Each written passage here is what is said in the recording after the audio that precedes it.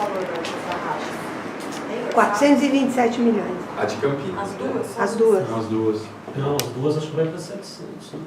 Era É, 700. a Ah, do não, Jonas acho que só era vai mais. ser- 740 A do Jonas vai milhões. ficar em mais de 300? Isso. Não, eles pegaram 200. Deixa eu mostrar minha cara. Eles pegaram 240 e poucos milhões no CAF, que é um banco andino com sede na Venezuela, e quem toma conta no Brasil é um boliviano. Beira 1 bilhão. Vamos preservar a fala aqui. Deve dar 600 e tantos milhões, então. Já já a gente entra no debate. Marinhas Bom, perguntas. eu vou falar como Conselho de Meio Ambiente, eu estava presidente à época do debate, e eu quero trazer para vocês um quadro mais do processo administrativo, até porque nós temos papéis diferenciados. O papel do CONGEAPA é um, o papel do Conselho de Meio Ambiente é outro. O papel do CONGEAPA é trabalhar na gestão da estrutura de preservação, conservação da APA de Campinas, né?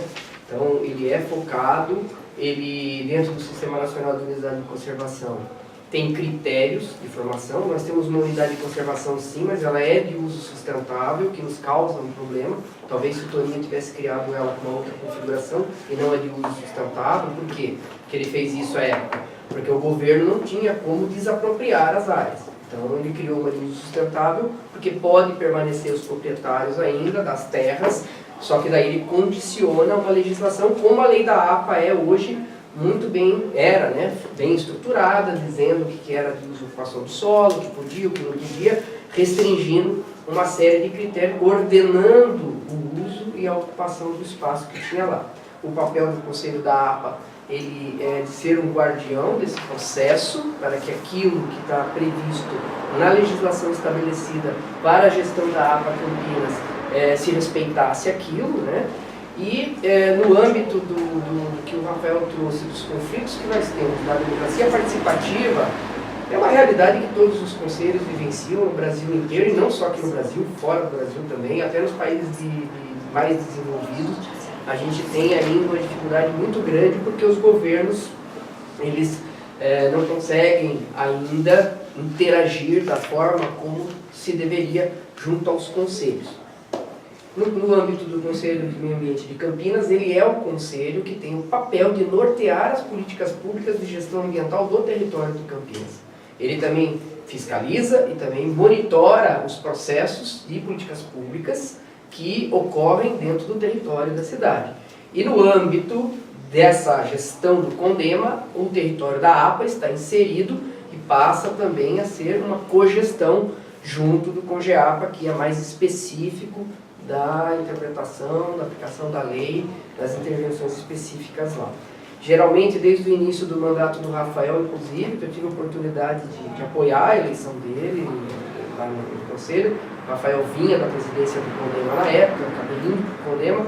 A gente sempre tentou pactuar uma forma de trabalho conjunto, apesar de a gente ter agendas bem diferentes e estrutura, como ele colocou, que estão diferentes. A gente tinha a renovação do regimento interno do CONDEMA, ele tinha a renovação do regimento interno do CONGEAPA, a gente tem uma série de confrontos aí, e essas forças que nós temos da sociedade, que a gente tem que entender o seguinte: no processo de democracia participativa, no país republicano e democrata como o nosso, que se propõe a isso naturalmente, né? Estamos longe ainda de ter uma democracia plena e adequada, mas o exercício é esse, né? Nós estabelecemos um critério para poder agir da forma correta. O conselho, os conselhos, de uma forma geral, seja a CONGEAPA, a CONDEMA, eles têm um papel estabelecido na regra da Constituição de 88. E ele norteia, participa. Ele tem que ser proativo. Não adianta nós trabalharmos só como reativos. Vamos ser reativos no momento que se fizer necessário, dentro da legalidade. Então, assim, o Conselho de Meio Ambiente se ateve a trabalhar dentro do processo administrativo. Como o Rafael falou, ainda nós também apoiamos, inclusive, teve uma resolução dele lá, a resolução 01, se não me engano, né, Rafael, que pedia a aprovação de qualquer tipo de projeto até que o plano de manejo da APA estivesse efetivamente sendo dado o devido procedimento. Fazendo justiça também de que a prefeitura já tinha não estou aqui para fazer defesa de administração A ou B. Eu só tenho uma leitura de que a gente deve ser benevolente e reconhecer as boas iniciativas públicas e fazermos a crítica que é necessária para melhorar aquelas políticas públicas que são deficitárias e não atendem à demanda da sociedade de uma forma geral e nem obedecem as regras legais, né? Então, assim, havia já dentro do plano aprovado no plano, no CONDEMA foi aprovado, inclusive com o uso do PROAMB, que é o Fundo de Meio Ambiente, que também era algo que o CONDEMA, ainda na época do Rafael, lutou décadas para a gente estruturar o Fundo de Meio Ambiente. Hoje nós estamos lá com ele estruturado, regrado, 20 milhões de reais em caixa, tem regra para se usar, você tem tempo de referência para cada tipo de origem. Então, assim, falar em 15 minutos para vocês aqui do contexto, para poder chegar na barragem, então eu vou me focar um pouco aqui nisso. Vamos fazer justiça de que a Secretaria do Verde ela tinha iniciado dentro do Departamento de Planejamento Ambiental, com o Plano do Verde, inclusive, a proposta de ter o plano de manejo. Óbvio que todo o esforço do COGEAPA, assim como o respaldo que o CONDEMA também deu nesse sentido, foi catalisador e foi muito importante para que as coisas acontecessem de uma forma mais ágil, porque senão as coisas são mais lentas ainda. Um processo de contratação, administração pública com dinheiro público, envolvendo inclusive parte de recursos do fundo, ele é burocrático e demorado, é muito ruim isso também. Outra coisa também é que a empresa que veio, ela veio e deu um orçamento lá embaixo para poder entrar, achando que ela ia poder fazer aditivos depois e ampliar o ganho dela. Essa é a tentativa das empresas, ela não teve isso. E ela teve dificuldade, inclusive, para poder executar parte do trabalho. Está aqui o Rafael, que tem a Angela Podolski lá que coordena o trabalho, com o GEAPA bateu pesado para se cumprir cronogramas, assim como a Secretaria também cobrava da empresa. Então a gente tem uma série de situações administrativas que envolvem todas as partes, tá? Então vamos supor, chegou no período de 2015, exatamente em 29 de novembro de 2015, foi encaminhado ao CONDEMA e ao COGEAPA, tá, o processo que o governo do estado entrou no município, solicitando ao município de Campinas que ele se manifestasse no ETM. Por quê? A licença ambiental das duas represas, ela corre na jurisdição do estado, não corre na jurisdição do município. Mas pela lei complementar 140, que o município tem esse status, né, ele emite um estudo técnico municipal, porque a nossa secretaria tem uma infraestrutura que foi formada nessa nova gestão da SVDS aqui em Campinas. Se reestruturou a Secretaria do Meio Ambiente, a Secretaria emitiu um parecer. O parecer ele é público, está à disposição de todos os senhores, e se os senhores forem ler o parecer da Secretaria, ele tecnicamente é bastante rico. Em todas as cobranças contingenciais daquilo que estabelece o processo de licenciamento ambiental. Por quê? O que nós também não podemos fazer é negar o andamento de um processo que está salvaguardado em lei. Qualquer pessoa dentro da APA pode ir lá e fazer um pedido para tentar empreender. Ele, tendo regramento ambiental salvaguardado na lei, ele obedecendo todas as exigências que a lei estabelece como critério no processo de licenciamento, nem que o município não queira, ele não pode negar o licenciamento.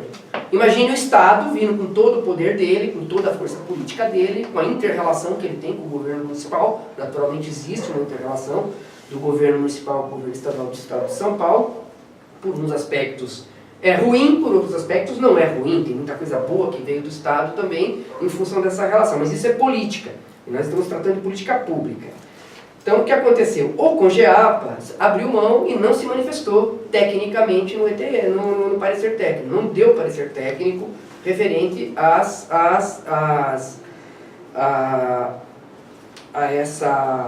esse encaminhamento no prazo que foi estabelecido, que era um prazo legal do processo de licenciamento em Campinas. Nós temos uma lei de licenciamento ambiental em Campinas que ela estabelece os critérios.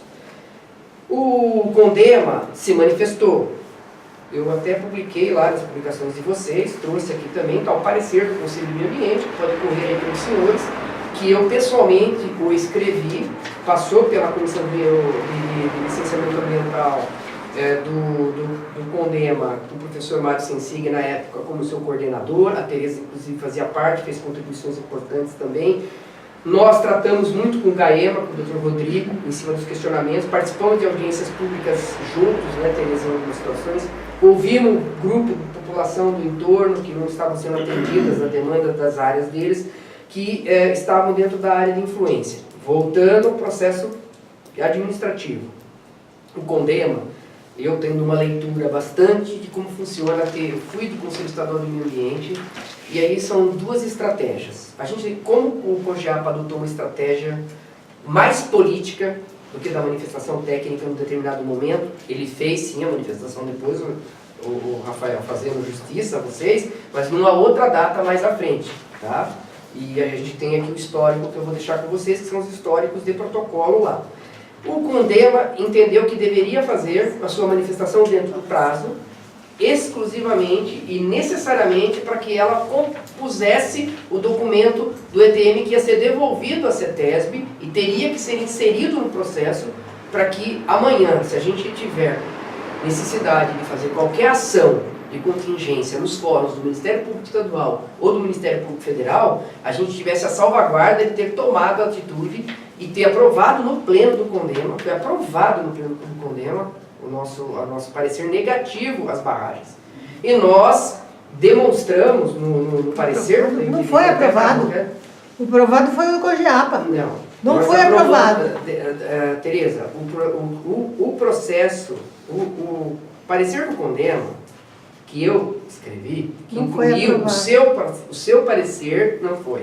O parecer que eu escrevi foi aprovado. Nós fizemos junto. Então, mas aí o que aconteceu? Você está esquecendo. Quando você apresentou o seu processo, lembra? A gente teve reunião, o Mário Sensig estava junto, nós juntamos os pareceres. Aí você falou assim, tudo bem, se você vai colocar as questões da barragem, as outras legislações que eu trouxe, as contribuições, a gente faz um parecer só único. Daí eu apresentei esse parecer, que foi inclusive o que você me mandou. Que não foi aprovado. Que foi aprovado. Tudo bem, eu vou olhar o filme de novo. Ele foi aprovado, tá? E a gente, tanto que ele foi anexo no CONDEMA. Nós tivemos lá alguns votos contrários, mas foi aprovado. Foi aprovado. Então, assim, o que acontece? A gente solicita, inclusive no parecer, acho que vou rodar, porque tem todo um contexto que eu coloco também sobre a questão, usar a crise, a mesma crítica que o Rafael fez, eu também faço. Usar a crise hídrica para que você possa argumentar um projeto que eles estavam desde 2000 e lá vai pedrada tentando aprovar, é um oportunismo cruel, vamos dizer assim. No entanto, tecnicamente, nós temos o seguinte, o modelo de barragens, ele é um modelo factível e previsto em lei. Então assim, eles pleitearem não está fora da regra, tá? A forma como eles vão fazer isso é outra história.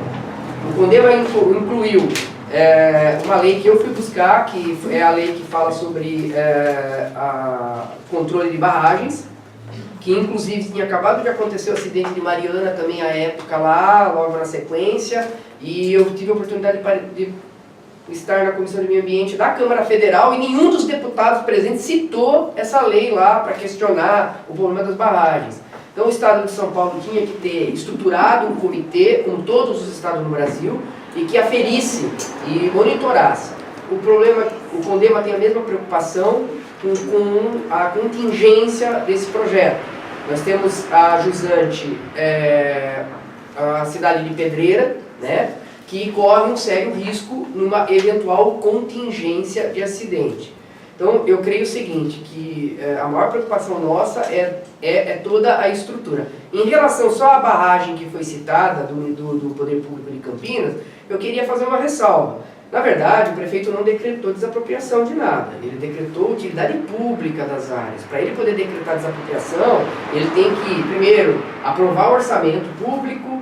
Com esse orçamento aprovado, ele tem que ir lá fazer o depósito em juízo da área, para a pessoa poder receber. Ela tem o direito de contestar os valores ainda, tem toda uma questão, para depois ele poder ver. Então, a Sanasa, acho que, pelo que a gente entendeu, inclusive vai ter uma apresentação deles para nós agora lá que a gente solicitou, teve uma para vocês, né? Furadésima Rafael, tá e a no gente YouTube. já pediu para eles levarem uma, inclusive com mais esclarecimentos do que levaram para o COGEAPA, que eles também não souberam explicar algumas coisas, mas a gente precisa também tomar um cuidado da forma como a gente coloca as coisas, né? E eu queria sugerir à Uninha Campinas que a gente fizesse um evento grande, independente da sugestão que eu dou no parecer na época, de que haja uma audiência pública no processo ainda a vir de licença prévia das barragens de Pedreira e das Três Pontes, conjunta entre Congeapa e Condema, para que a gente averigue se todos os pontos que foram colocados pelos dois conselhos, mesmo o Congeapa emitindo posteriormente, encaminhando a documentação, como eles o fizeram uns meses após, entendeu? Que isso seja incluído no processo de discussão, né? E que seja salvaguardado. Então a gente tem dois momentos. Um momento é o que a gente não concorda com a barragem. O outro momento é o trator do poder do Estado, de que realmente ele possa vir a aprovar isso, independente da nossa situação, e como que a gente pode garantir, então, que nessa aprovação a gente tenha seguranças que, se a gente sequer discutir, vão estar ali implícitas. Eu tenho essa leitura. Só uma perguntinha, você pode dizer o número da lei que você falou? A de barragens? Isso. Eu te passo ela aqui, inclusive. Elisa, você está com papel de poder para a inscrição? Agora podemos abrir o debate. A Tereza já se inscreveu. Quem quiser se inscrever, se puder sinalizar para a Elisa, eu cuido do tempo aqui. De usar? Acho mais fácil a inscrição. 3 minutos, vocês acham que dá? Esse assunto é uns 3 meses, mas... Aqui fica difícil Pode, de conseguir vamos se inscrevendo novamente. Podia ser 5 pessoas falando, eles respondem, aí outras 5. É isso que você perguntou? Ele falou de que tempo por Não, pessoa. de tempo por pessoa, 3 minutos. 3 minutos. 3 minutos é bastante. Mas a ideia Se menos. dá 2 minutos. Só uma questão importante que eu acabei pulando, que é uma informação importantíssima. A mudança da lei da APA, ela não se deu para permitir, propriamente dito, a barragem. Nós temos uma aprovação do novo... Não, claro que não disse isso. Estou querendo esclarecer aqui. O novo Código Florestal é uma lei federativa. E o novo Código Florestal, ele introduziu um novo artigo, que aquele artigo diz o seguinte, que obras de utilidade pública passam a ter, sim, o direito de solicitar a supressão em áreas de APP, claro que salvaguardado todas as compensações ambientais, etc, etc, etc. Então, o que aconteceu na adequação da lei da APA foi justamente mudar o artigo 18 para se alinhar ao que a lei federal estabelece como critério, porque a gente não poderia ter uma lei superior dizendo algo com uma lei municipal dizendo o contrário. A lei municipal ela pode ser mais restritiva, de fato, só que ela também tem que respeitar um determinado ordenamento jurídico lá de como ela estabelece esse critério de restrição. O senhor que é advogado, por favor, me corrija. Só para Corrigir aí. Para dar seguimento. Doutor Enéas, que é professor de Direito Ambiental. Isso, tem a lei. Aqui tem a lei. Só para alinhar também, a gente também convidou a prefeitura, na É figura do secretário do Verde, Pedro Menezes, pedimos ajuda do Carlos também, que tem mais contato, e mandamos um convite oficial, ele não veio. E a gente também tinha convidado para o debate o movimento de atingir por barragem. Então, só para fazer justiça, se você quiser no espaço ou se quiser dentro do debate, tranquilo. É que só conseguimos responder agora em cima. Mas eu acho que vamos respeitar mesmo como foi. Então, se a gente se estender aqui, a gente fala mais. Beleza. Se inscreve mais uma vez. A primeira convidada esqueci a Tereza, né? Então, deixa eu virar. Pode olhar para a minha cara, por favor? Vamos lá. 3 minutos? Acho que dá. 2 minutos? Bom, vou mandar a Paula então aqui. Essa história toda dessa barragem da Pedreira está tudo no nosso blog Individuação. Quem não achar, a gente manda. A gente acompanha isso desde 2014. Em resumo, essa água vai para a Replan. Aliás, seria para a Replan, mas não é para a Replan. A água da Replan vai para Braskem. Procura esse vídeo, está lá no YouTube. Quem fala isso é o cara da Petrobras. É o mesmo duto. E a Replan não tem outorga. Há não sei quantos anos. Está lá no blog também. Ela teve 2 outorgas só até hoje. Então ela está sem outorga. Isso resposta oficial do DAED, da EE, está tudo lá para quem quiser. Quem não achar, eu mando. Lá atrás, o DAEE, quando inventou tudo isso, ele na realidade, a nosso ver, ele deu um tiro no pé, porque ele fez um empreendimento. Empreendimento, barragens, pedreira e 2 pontos. É uma coisa só, concorda? Fez só um e a rima, fez tudo errado. Mesmo assim, não teve uma das outorgas, que foi o Rio Camanducaia, que está super podre, e a Ana não deu outorga, e mesmo assim o Consema aprovou, mesmo assim a CETESB deu a licença, ou seja, nada bate com nada. Fora isso, você falou o tempo, aí eu já me perdi aqui. As adutoras que indicam para quem vai a água, o documento do Ricardo Borsari, que também está lá no blog. As adutoras são para 2045, tá? Então não existe água para ninguém, isso aí é tudo história. A barragem, 2045, pega lá o documento e vê. A barragem de Pedreira, segundo o ETM da prefeitura, é nível 27 de perigo. Uma coisa perigosa pelo critério lá é 17. Ela está a 2 quilômetros e pouco da cidade.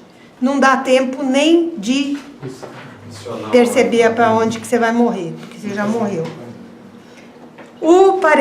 Duas coisinhas mais só, pode ser? O parecer do Condema não foi aprovado pelo Pleno, acabei de achar aqui. O vídeo chama Condema Barragens Pedreira, 12/11 de 2015.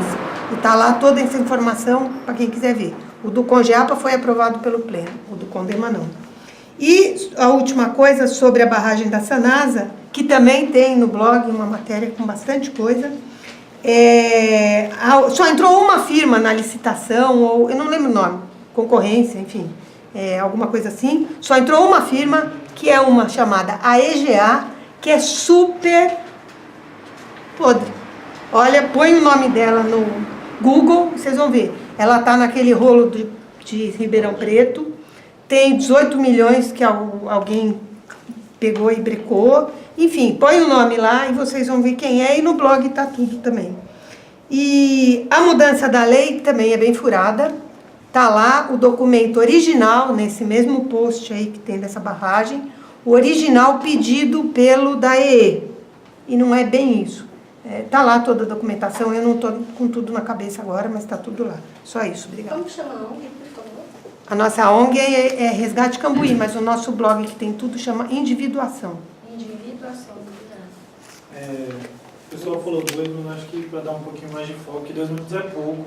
O pessoal na Câmara, inclusive, reclama com os vereadores da Câmara para falar, então vamos ser mais generosos aqui. Então, e a Tereza falou 3 também, acho que eu sugiro a gente seguir com 3. Quem que é o próximo? Eu queria lembrar que tem gente morando na área que vai ser alagada, acho que você vai tratar disso, beleza, eu já ganho tempo. Como eu queria saber o seguinte, barrar a barragem, tem um plano B? Ou essa é a meta?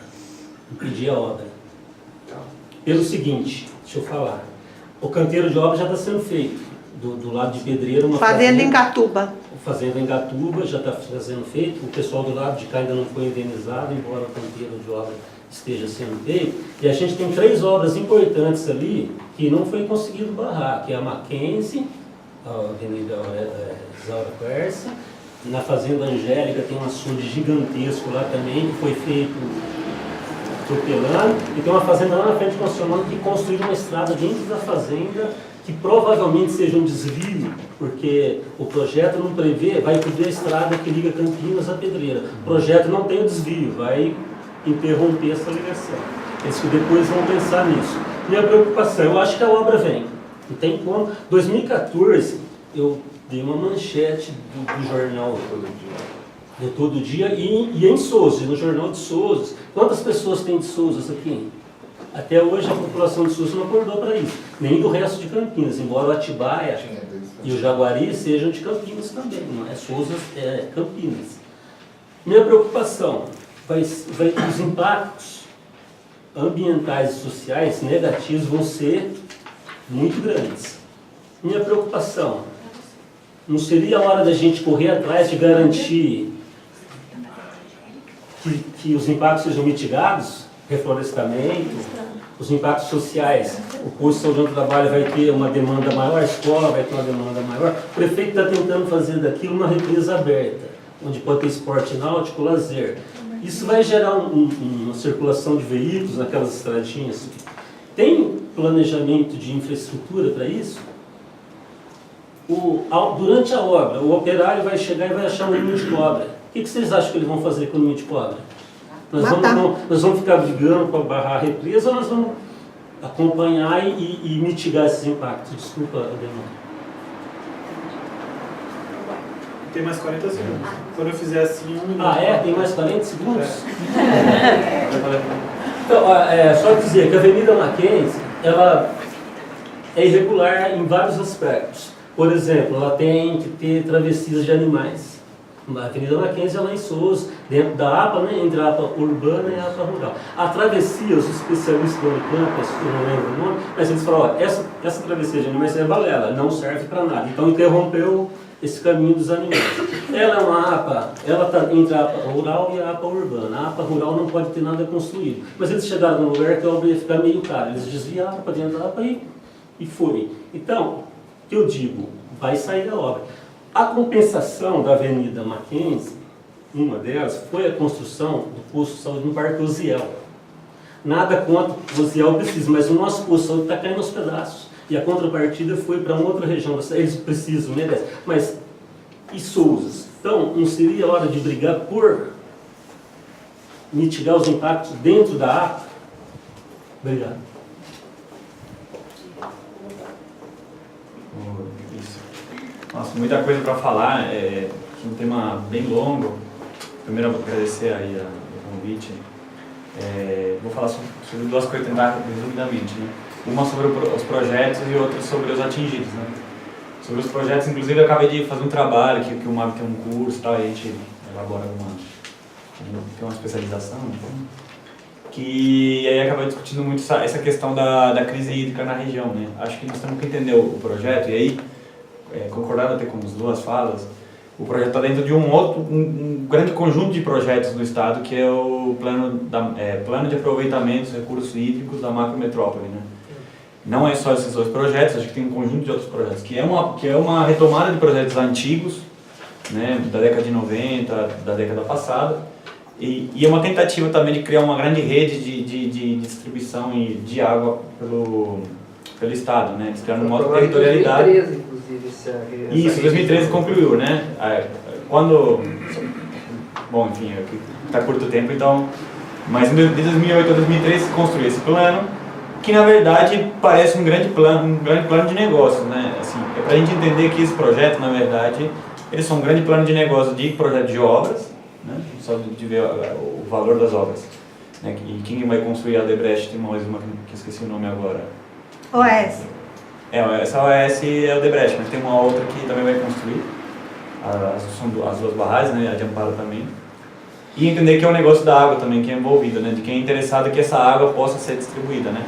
A companhia colocou bem a questão da Reclamo, mas também os outros projetos atendem a muitos outros interesses, principalmente a Sabesp, porque ela é muito interessada em ter uma possibilidade de ter um projeto até, para além de Atibaia, ter outro projeto de transposição do rio, da Paraíba, da bacia de Paraíba para cá também. Então, é um conjunto de empresas que estão interessadas nesse negócio, né? Então nós temos que entender que o processo político ele envolve esses atores, esses atores, né? Então assim, são atores poderosos e que nós temos dificuldade de combater, né? Mas em alternativa, o discurso deles é de crise, né? Acho que com a crise eles acirraram esse discurso de um discurso de escassez, dizendo, não, o problema é que falta, a culpa é das pessoas que consomem muito, né? Sem discutir que existem empresas que consomem muito também, né? Principalmente empresas químicas aqui na região, empresas químicas são as que mais consomem. E não se discute as outras alternativas, né? Inclusive tem vários trabalhos de vários profissionais falando que a barragem tem um custo enorme, é uma alternativa que, por um tempo, quando tem época de chuva, é uma sociedade muito grande, você não está utilizando ela. Ela aumenta a vazão, proporciona uma vazão maior, mas ela está sendo inútil naquele momento que tem muita água, né? Ela só é útil num período muito pequeno, com um risco muito grande de poder ter se romper, enfim, e as pessoas que vão ser desapropriadas, enfim. Né? Então, nós sempre temos discussão de achar outras alternativas, como já foi colocado algumas, acho que o reflorestamento é importante, ou redução de índice de perdas é importante. Acho que tem um conjunto de atividades de investimentos em obras públicas que poderiam diminuir a necessidade de ter que construir grandes obras. Agora, quando os atingidos, vou tentar resumir o máximo, desculpa, quando os atingidos, na região aqui, o número de atingidos ele não é muito grande comparado com outras barragens. Né? O que não significa que não seja importante, até porque todo o processo não foi consultado a população. Qualquer projeto deveria ter uma consulta inicial. Né? Inclusive, nós participamos de algumas audiências já no andamento do processo. Né? Em Amparo, a gente foi, inclusive, até meio ameaçado por algumas pessoas lá, né?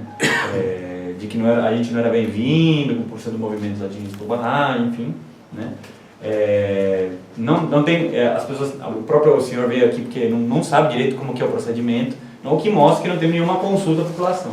A princípio, nós não somos contra as barragens porque é a barragem, né? Mas nós somos contra todo o processo e todos os impactos que não são esclarecidos. Né? Acho que a nossa discussão, tem uma discussão ambiental também, mas tem uma discussão que é social, de entender, bom, mas os atingidos pela obra, como eles estão sendo incluídos na discussão, em nenhum momento isso apareceu no projeto. Se vocês acharem o próprio plano de bacia não diz nada sobre a população. Os atingidos também não são só os alagados, é importante considerar o que o companheiro está colocando, que mesmo não sendo alagado, ele está sendo afetado por toda a sociabilidade em torno da barragem que vai ser afetada. Né? Nós não temos uma dimensão do que pode ser, sabemos por outras obras. Né? Por exemplo, se você pegar a Altamira, hoje é a cidade que tem o maior índice de violência no Brasil, por conta da barragem, depois da barragem que aplicou a população e as pessoas não tinha escola, não tinha, né? E lá vai ter muito trabalhador que vai vir, bom, o que não vão fazer com essas pessoas, né? Sem contar justamente que não resolve o problema ambiental da água, que é um problema que, como foi colocado, o projeto pode dificultar, você acaba tirando aquilo que gera a própria vazão. Então não resolve o problema da água, que é uma barragem que também tira parte da mata, que é o que fornece água para dar vazão, aumentar a vazão, muda todo o ciclo da bacia, e ao mesmo tempo se atinge as pessoas que vão ser desapropriadas, que não está claro o processo de indenização, e também vai mudar toda a sociabilidade do entorno, que não está claro. Né? Foi bem resumido aí, e só para concluir, acho que assim, acho muito legal a discussão, acho que nós conseguimos barrar, de fato, se a gente conseguir organizar o povo para barrar. É muito difícil, porque é uma região muito difícil de organizar, porque as pessoas são bem para trás com a questão política, mas eu acho que só a população, principalmente a população da região organizada, acho que para barrar o mesmo processo, assim, e é uma dificuldade muito grande, a população é muito um pé atrás com a política, né? Mas eu acho que é um processo político mesmo, acho que não, né? A gente pode pensar soluções aqui, mas nós temos que mobilizar as pessoas, organizar e mobilizar as pessoas para ser contra a barragem, porque senão e fazer ações aí para não conseguir na lei, eu acho que resolver o problema. Desculpa. Só uma pergunta também direta, você falou a quantidade de população que vai ser afetada, direta e indiretamente. Então, a gente não tem exatamente quanto mesmo. São 80 famílias diretamente, que vai ficar debaixo d'água, não vai ter que sair. Né? Embora tenha morador lá prometendo que não sai, caso a indenização não seja suficiente para ir para um lugar legal, porque o pessoal lá cria vaca, cria galinha, cria peixe, tem uma vida ali num lugar fantástico, né? Vai ser traumático para eles. Fora as espécies todas que vão morrer por causa da barragem, porque não adianta falar que não por causa desse deslocamento de animais, que sempre falam que vai uma equipe lá para tirar os animais e levar para um outro lugar. Só que isso aí não vai salvar a vida dos animais, porque tirando os animais de um determinado habitat, levando para um outro habitat, eles podem não se adaptar àquele novo ambiente e eles vão morrer do mesmo jeito. Fora que, além dessas famílias que vão sofrer por causa do comércio que vai ser inundado, por causa das terras que eles vão perder, ainda tem um estudo que eu gostaria de saber, da parte que defende as barragens, que fala que em vários lugares do mundo, por conta da pressão da água, que dependendo da quantidade das lagoas da água que fica em cima da terra, existe uma pressão muito grande e acaba tendo sismos. Inclusive, chama sismo induzido por reservatórios. Então começa a ter muitos abalos e isso vai acabar prejudicando não só os animais não humanos, como os animais humanos que somos nós. Quer dizer, pode começar a ter terremoto no Brasil sim por causa dessa quantidade de represas que eles estão fazendo. Agora, Luiz. Bom, é mais uma observação, né? Porque eu estou me apropriando do tema e é tão complexo, né? Pelos especialistas que estão falando aqui. E mais quando na minha infância eu passei em Sousa, me preocupa muito a questão do Rio Atibaia, né? Eu morava na rua Maria Franco Salgado, eu morei bem próximo do Rio Atibaia, né? E há muito tempo, acho que assim, até na minha juventude, o tempo passa rápido, já se falava na questão do furto de água, né? Porque o espelho de água, hoje, para quem mora em Sousa, o senhor mora em Sousa, o senhor sabe que o espelho de água baixou, né? Então, tem empresas lá, a própria Johnson, MSD. Isso, MSD, ela furta e despeja resíduos tóxicos no leito do rio de forma clandestina há muito tempo. Isso há muito tempo.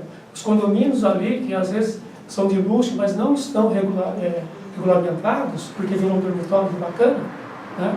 Não desmerecendo ninguém, mas também eles furtam a água e com isso está chegando um efeito que aí todo mundo vê, né? Está secando o rio Atibaia por questão clandestina, a ação do próprio homem, como diz o doutor aí.